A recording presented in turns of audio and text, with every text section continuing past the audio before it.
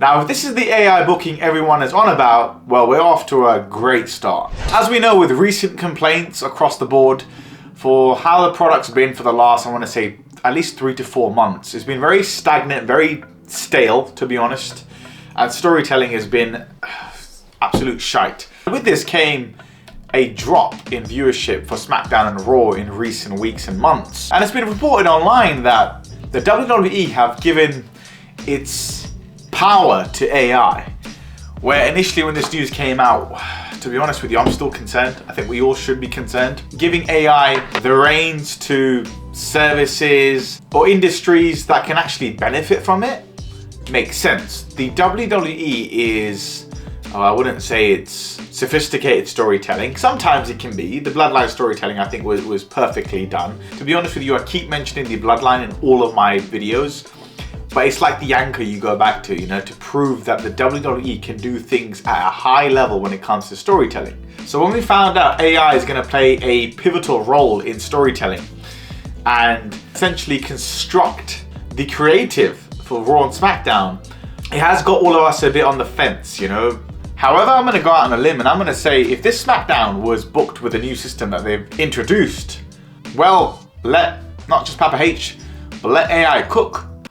Because I think it's safe to say in recent weeks at least the last 2 weeks or so, we've had solid programming across Raw and SmackDown, of course topping it off with a tremendous PLE in Crown Jewel, which took place in Perth, Australia. And really a lot of this has to come down with the displeasure, like I mentioned, from WWE fans across the board with the lack of nuance, the lack of interesting storylines, matches, which has probably led the WWE to rethink its creative strategy. And that's the inclusion of AI. But I want to look at this SmackDown, this past SmackDown, in the lens of this new creative strategy that they're going through. And if it is AI, I don't know if they've introduced it just yet, but I'm assuming they have. There are 3 areas on this SmackDown I really want to touch on. Of course, the first one is the United States title open challenge with Sami Zayn, which was answered by a returning Ilja Dragunov. First of all, I want to start off with San Jose as a crowd. Terrible. Absolutely terrible. I was like, again, I'm not going to bring up the fact that I'm from the UK and, us Europeans know how to do it, but San Jose needs to be crossed off WWE's list. I don't care even if Jacob Fatu is from there. I'm sorry. Big up to Jacob Fatu. I'll get into him in a second. But San Jose was so disappointing in a crowd. When Dragunov's music hit and he made his 1+ year return, of course he did get a reaction, but it was just so mild. It was so mid. And I was like, I was popping more in my household than the entire arena was with thousands of people. Anywho, it was a tremendous match, just as we anticipated, between the likes of Sami Zayn and Ilja Dragunov, who of course in their own right are tremendous in-ring wrestlers. And they topped it off with a random title change. And I say random because I feel like Sami Zayn was hitting his stride here in terms of his US title open challenges week on week. It was really giving Sami Zayn something to sink his teeth into, because I think if he had a traditional US title run, I think we would have started seeing him get a lot more booed than he has been. We saw him get booed a couple of times against John Cena. Of course, that was in Chicago. That makes sense. And even during this match, when Sami Zayn was closing in on a haluva kick or anything like that, we saw the crowd slowly start to boo Sami Zayn. So this was definitely the right move, but I did not see it coming. And I think, again, this is like the curveballs that they're throwing at us right now, where they want to shock the system, or maybe the AI is recommending them to shock the system. Overall, this was a great decision to have Dragunov come back, of course, once he was healthy.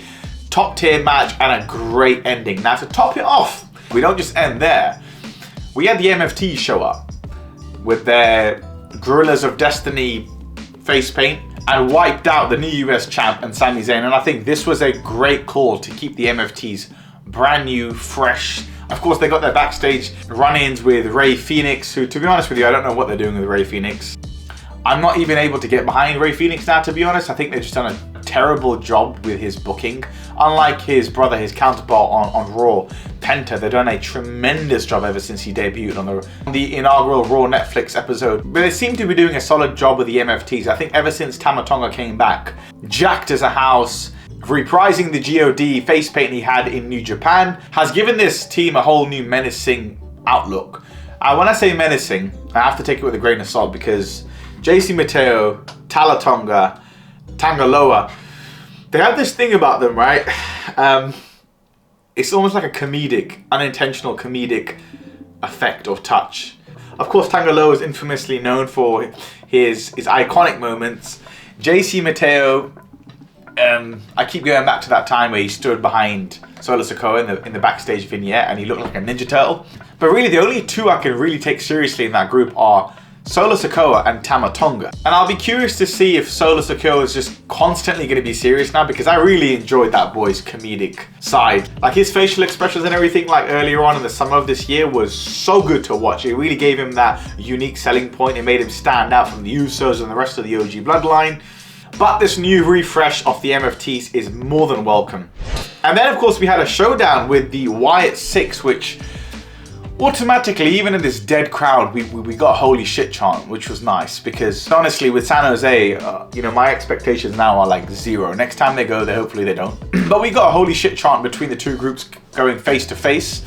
I couldn't help but get a flashback to the early mid 2010s. So you had the Shield have a showdown with the OG Wyatt 6. And of course the Wyatt 6 originating from the OG Wyatt family. It kind of gave me that feel again. Of course not to that level, but it was definitely a cool moment. I think what they're doing with the Wyatt 6 is the right way to go.